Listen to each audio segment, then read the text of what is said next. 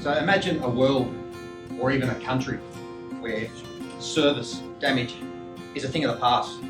A world where contractors, designers, asset owners, utility maintainers are all working collaboratively.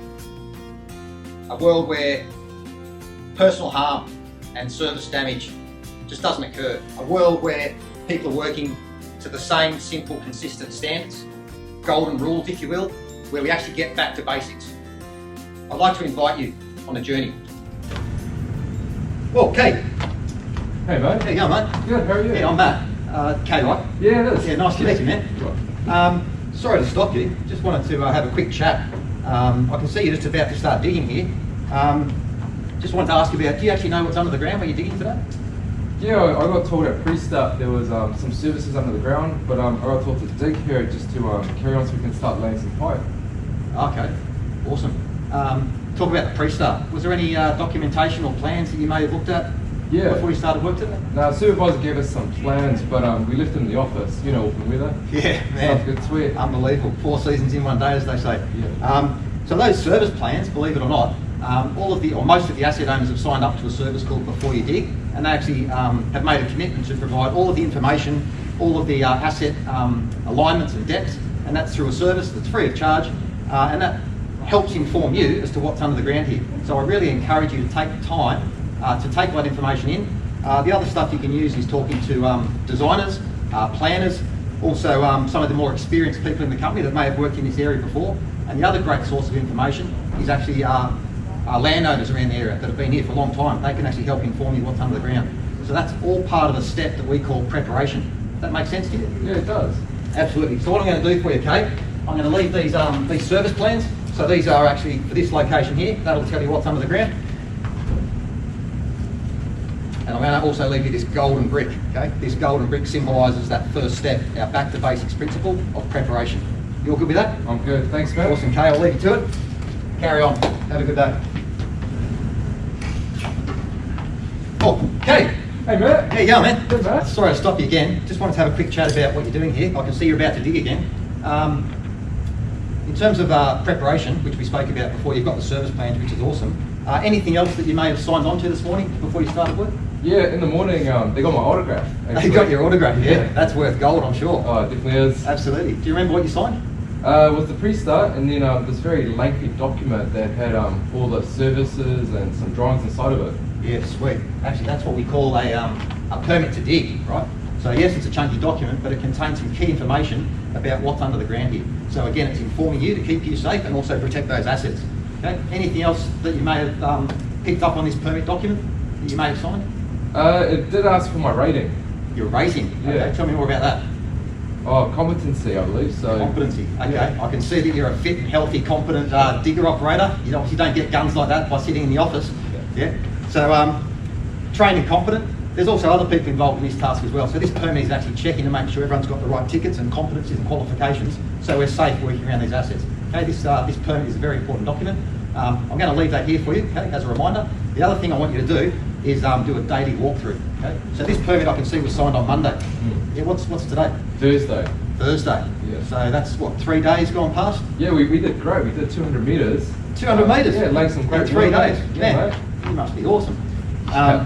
Anything might have changed in those 3 days?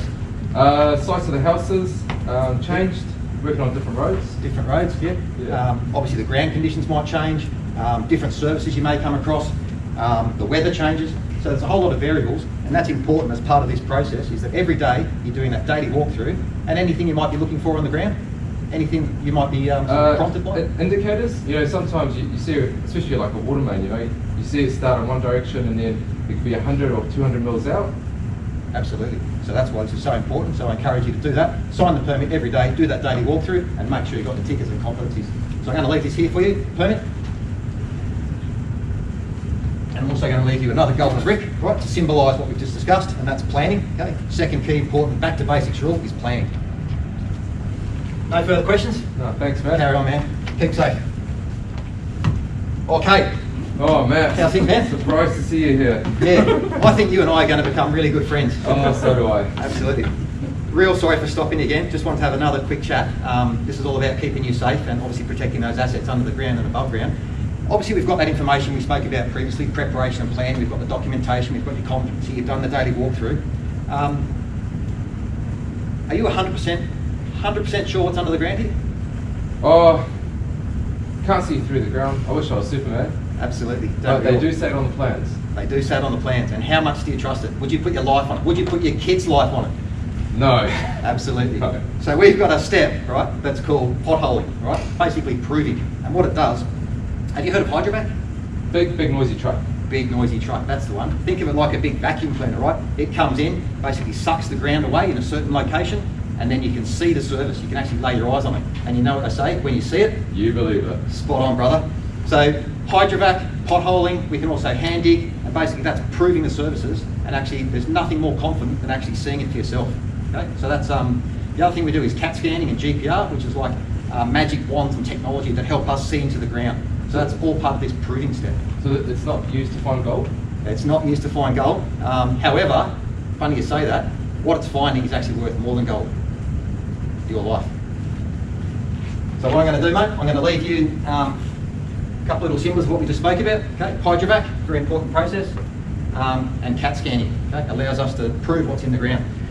And that's all part of our third process, which is called potholing. Okay, our third P, getting back to basics, potholing. Awesome. Thanks, Matt. Carry on, my friend. Okay.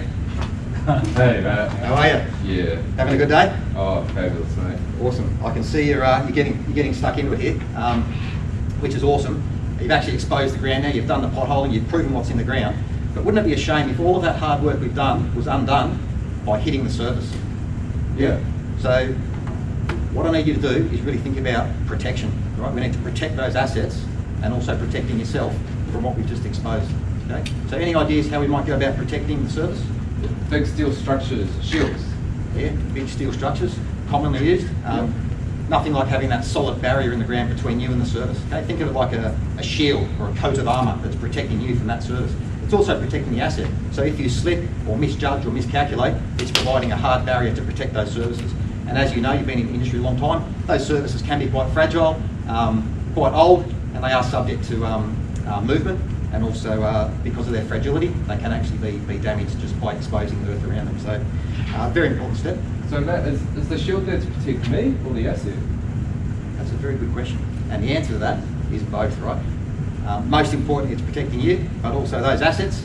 You can imagine the damage that it can cause, not only to the asset itself in terms of cost and repair, but to all the stakeholders that rely on those services. And some of them are critical to life support. Okay? Obviously, water and power, critical services, communications. You know what it's like having the disruption. Awful. So that's all part of our fourth golden rule and our step, which is protecting the assets. And there's a whole variety of things. You spoke about steel shields and steel plates. We can also use guards and barriers and strops and armour cables to make sure they're protected. And that's all part of our fourth golden rule, which is protection. Fourth P. Thanks, Matt. No further questions? No, mate. I'll leave you to it, man. Carry on. Hey, Kate. Hey, Matt. How are you, my friend? Oh, mate, I am so tied up for time. You know, resources are short. I'm all here working by myself. Yeah. Why's that? What's causing that? Oh, half the team's down with COVID. Oh, bugger that. Apparently, Absolutely. but, It's terrible. Yeah, I know that feeling. Yeah, so we're just here by myself. You know, Jerry was here, but then he was away. He just got told it was positive. Okay, that's a shame. Please pass on my regards to Jerry. Hopefully he gets well soon. What I'm concerned about though right here, right now, is you're working, doing a high-risk activity, digging around services by yourself. All that work that we've done previously, again, it'd be a real shame if we undid all that by actually damaging that asset or worse, harming yourself. So what we want to talk about now is just that final step before we proceed, and that is having the right people doing the task. So Jerry was your... He was my spotter. Yeah, he was your spotter. He was standing there, but to be honest, he just keeps looking in the hole. Just keeps looking in the hole. Yeah. Okay. Believe it or not, that spotter is an absolutely critical role. So even though he might look like he's just doing nothing and casually staring into thin air, what he's looking for is changes in the ground conditions. He's looking for colours that might stand out, like marker tape or conduits. He's also listening for sounds, keeping an eye on the surrounding environment. So he plays a very critical role in looking after your own health and safety and everyone else, and also protecting the asset. So that pairing or that relationship, think of it like a marriage. And yourself and Jerry doesn't function without one or the other. Believe it or not, Yeah. I'm actually a trained and competent spotter. Oh, so competent. That's our second golden rule. Absolutely. You've got a good memory. Yeah. So what I'm going to offer you today is, would you like me to be your spotter? Oh, I'd hate for you to work alone. Oh, I'd love to, mate. Since you told me that I shouldn't be working alone. Could you be my spotter?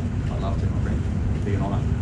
So what I'm going to do, before we proceed and start digging, I'm going to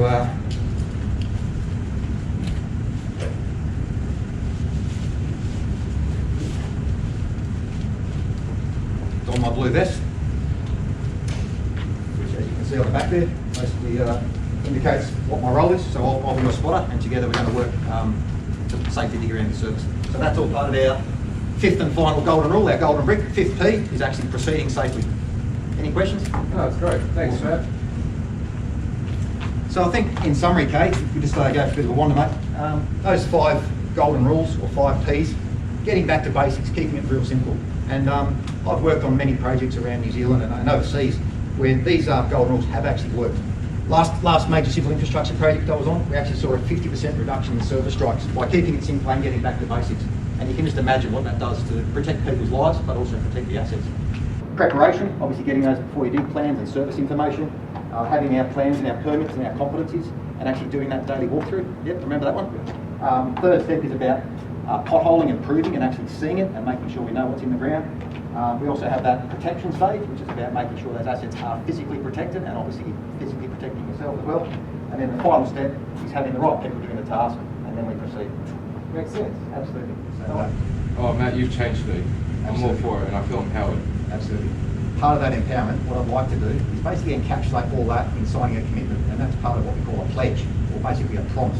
So that's making that accountability so that we will always follow these 5 basic rules and getting back to basics and not getting confused by convoluted content systems. Are you happy to sign on to a pledge? Oh, yeah, Matt. Awesome. I've actually got one prepared earlier, believe it or not.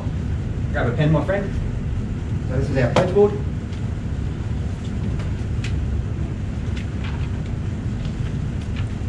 We pledge to the golden rules. Now it's over to you. Thank you. Thanks, guys.